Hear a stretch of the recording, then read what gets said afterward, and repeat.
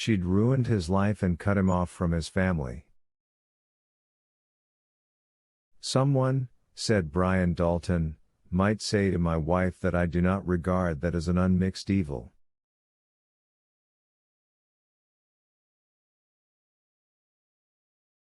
But Jim was not listening. Nevertheless, he persisted, he shot the woman he had eloped with, and was shut up with the criminal insane, wasn't he?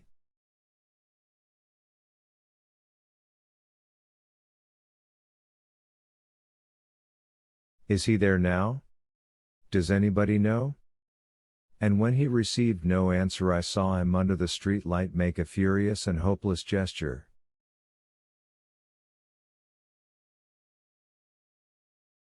There you are, he said. And I'm not to tell the police. Well, I'm saying here and now that I intend to tell the police, and you're all going to take it and like it.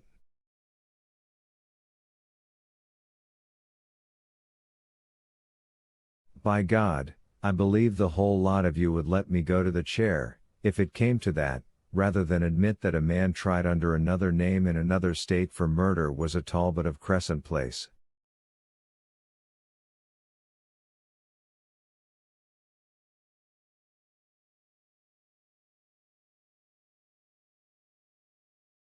He turned angrily and swung away toward his house, leaving them staring after him.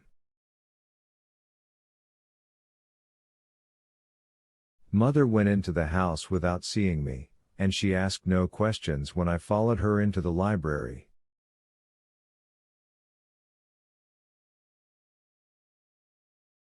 She looked tired, and all she said was that Margaret Lancaster was taking her stepfather's death very well, but that she looked rather dreadful.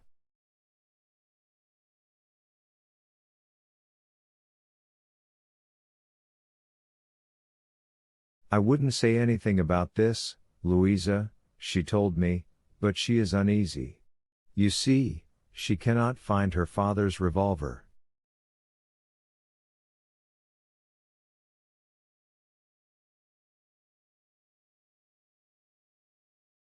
He always kept it in an upper bureau drawer, but it is not there now. She has searched everywhere for it. I was startled. When did she miss it? Last night, I think. It's really odd, for only the nurse and the doctor went into that room. And Margaret herself, of course. She was more disturbed than she cared to admit, and it was very late before at last I got her settled into bed, with the usual vases on her window sills and her hall door locked.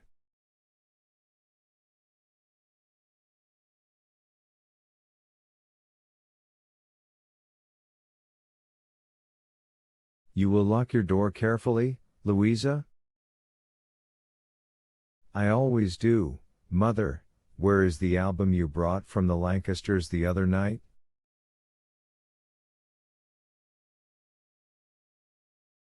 I'd like to look at it. She looked surprised, but not at all startled. The album? She said. I did put it somewhere. Yes, I took it up to the 3rd floor. Surely you don't want it tonight? I just wanted to know where it is, I said evasively, and went out. It was almost midnight before through the connecting bathroom I heard the click of her lamp as she switched it off.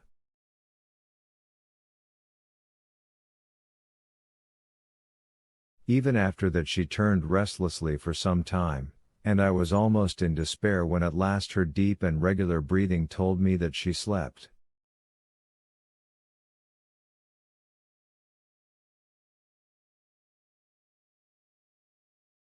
Then at last I was free, and the next half hour stands out in my memory as one of a general misery leading gradually to sheer terror.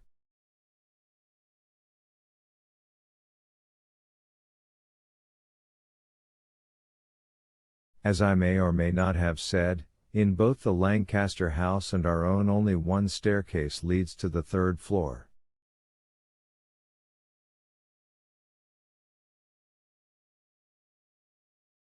This takes off from the rear hall on the second floor, and it was on this staircase that Mary and Annie had established their absurd barricade.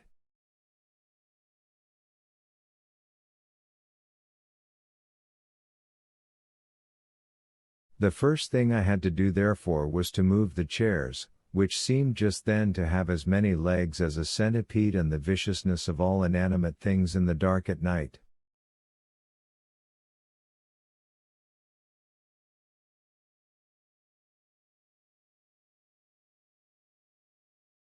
Then, having at last aligned them in the second floor hall and climbed the staircase as silently as possible, on the top landing I stepped without warning into a pan of cold water, evidently also a part of the defense system, and then and there in the dark I almost sat down and wept.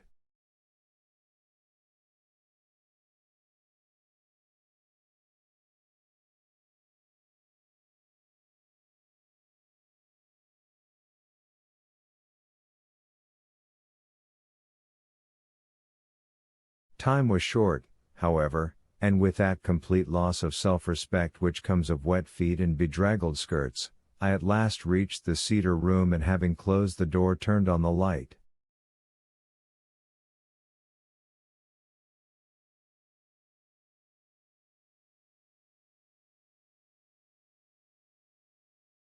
Like the same room at the Lancasters, it too had a trapdoor to the roof, and I looked at it nervously.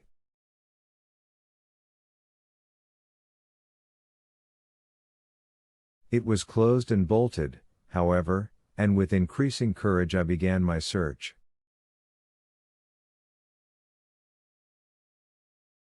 It was not difficult. The crescent not only wraps what it stores, but labels each parcel, and thus I found myself confronting packages of all sorts ranging from one marked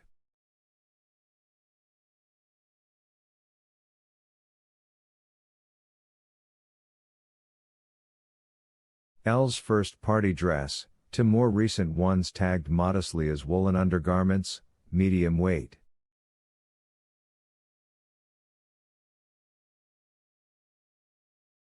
Of the album, wrapped or unwrapped, there was not a trace, and my wrist watch told me that it was already 5 minutes past 12.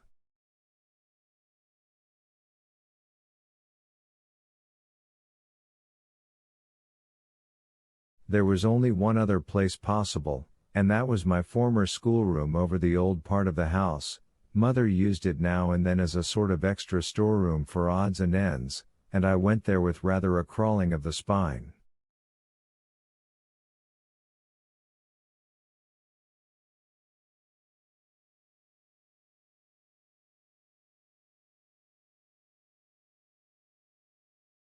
Early impressions stay with us, I find, and although it was 20 years since it had happened, I could still remember the sheer horror of the night when, the governess out of the room and the dumb waiter bell ringing, I had heard my supper tray coming up and had seen instead a dreadful black face making horrible grimaces at me from the shaft.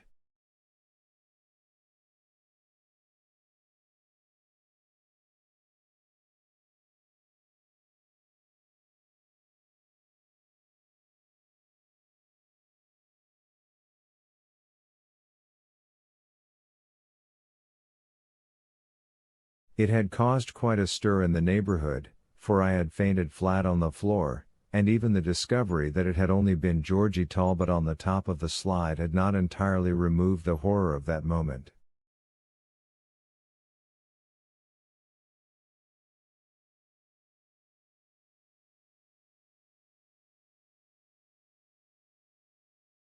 Indeed, the first glance I took after I had switched on a light was toward the shaft.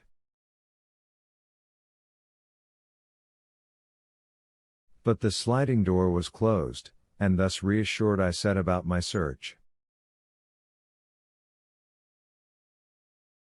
The album was there, still wrapped as it had been, and lying on my scarred old schoolroom table.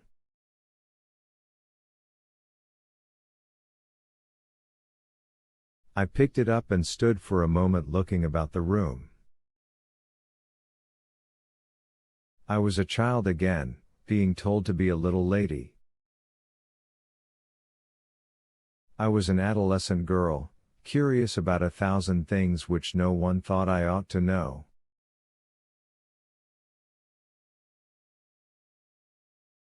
And I was a young woman, slipping up there to write my first and almost my last love letter, and crying my heart out because if I married I would leave a still grieving mother alone.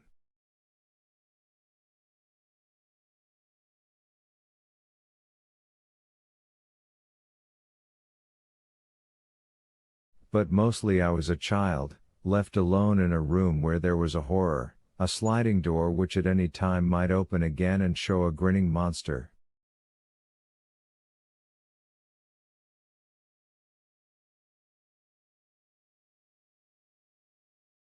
Then, just as I had put out the light and was working my way in the dark toward the hall, I heard something fumbling at that door again.